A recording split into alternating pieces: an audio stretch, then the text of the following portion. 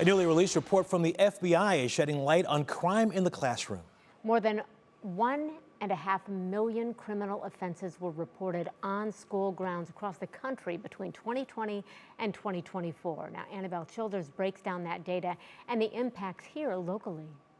This week, the FBI released their 5-year crime in schools report. It's a compilation of national findings that FBI Assistant Director Tim Ferguson hopes inspires change on the local level.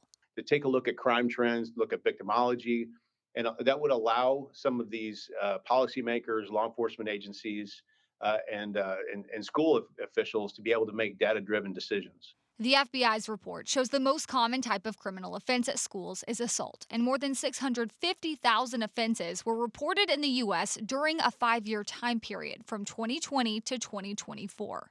Of those assaults, personal weapons were the most commonly used type of weapon, accounting for more than 400,000 of the incidents. That just means assaults with hands, fists, or other body parts.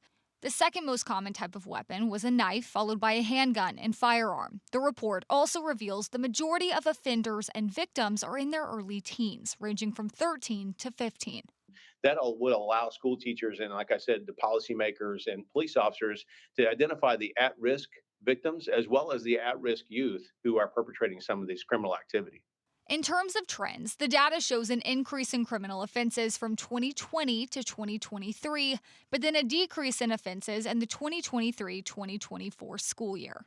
Ferguson noted the COVID-19 pandemic likely explains the lower numbers in 2020 and 2021. Looking at Cuyahoga County, we see a similar pattern, with in-school suspensions increasing from 2020 to 2023 and then decreasing in the 23-24 school year.